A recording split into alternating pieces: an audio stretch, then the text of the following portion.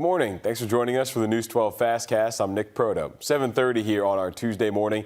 Two public hearings remain for the Columbia County Board of Education to opt in or out of the Homestead Exemption Act. One of them is tonight, with many questions and concerns from homeowners. Some people say they worry about how it'll impact them financially, while others say it provides stability and consistency. Now, back in November, more than 60% of voters in the state said yes at the polls to opt into the homestead exemption, but the bill allows local governments, cities, and school boards to opt out, which is why the Board of Education says they're weighing all options. The chief financial officer for the school district says if Columbia County does not opt out, they'll have to get the money some other way.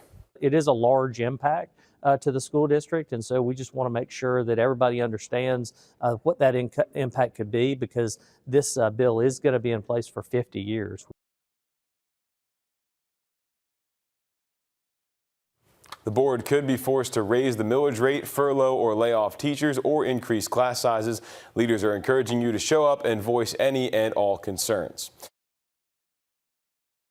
The last public hearing will be tomorrow morning at 8 o'clock at the Board of Education. Richmond County School Board also hosted a hearing last night on the homestead tax exemption. Again, it allows local governments and our school boards to opt out of the new Georgia law that puts a cap on tax increases in your home. One person who attended the meeting voiced his concerns with the school system as they consider opting out. The way I'm looking at it, as a disabled veteran homeowner, I don't need any more burden placed on me to be able to stay and live here in Richmond County. I've already increased everything here, from water to power to our tax to the Board of Education. We do not need to opt out of this. There are two more meetings for the community, February 11th at 3:30 and February 18th at 6:30.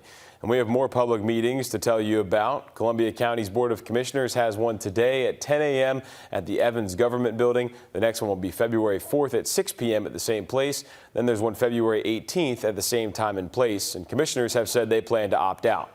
Glasscock County's Board of Education will hold its third hearing this Thursday at 6 p.m. at the Board of Ed. Board members plan to opt out there as well. And Grovetown City Council will hold their first meeting this Thursday at 6 p.m. also at the City Hall Council Chambers. The next hearings will be February 4th at 10 a.m. and February 11th at 2 p.m. They also plan to opt out. Augusta-Richmond County government has several public hearings scheduled as well. Those will be February 4th at 6 p.m. at the Robert Howard Community Center, February 11th at 6 p.m. at the Warren Road Community Center, and February 18th at 11 a.m. at the Lee Beard Commission Chamber at the Municipal Building. City leaders plan to opt out here as well. Newly released details shedding light on the deadly smoke shop armed robbery in Richmond County. The sheriff's office also gives us a first-hand look at the second suspect. He's right here on your screen now, 22-year-old Antoine Herndon. He turned himself into the Burke County Sheriff's Office January 19th. Herndon and the first suspect, Terrence Walker, are in jail this morning in connection to the crime. This man on your screen is now wanted, Terry McLennan. Richmond County officials say he's known to hang around Grub Street in Waynesboro. If you know where he is, call the Richmond County Sheriff's Office. Deputies say when they got to the Lumpkin Road smoke shop, they found the victim, Abdallah Rabea, on the floor, shot in the head. Officials say he was still breathing but unconscious. Deputies say they saw money all over the floor, an empty cash register, and a bullet. A witness tells deputies she went in the store and saw Rabea lying on the floor and called police. All suspects face murder and armed robbery charges. A victim is identified in a deadly hit-and-run crash last night. Authorities say it happened at Belleville Road at Cherry Lane. The Orangeburg County coroner says 62-year-old Ricky Jamison died at the scene. An autopsy has been scheduled for Thursday. South Carolina Highway Patrol will continue to investigate. The Richmond County coroner says a 65-year-old man is dead after a hit-and-run crash. Investigators say it happened Sunday night at 13th Avenue and Martin Luther King Boulevard. The coroner says Dwayne Rutledge was hit while he was on his moped. Deputies are still looking for a 2015 to 2020 Chevy Tahoe or Suburban accused of driving away from the scene.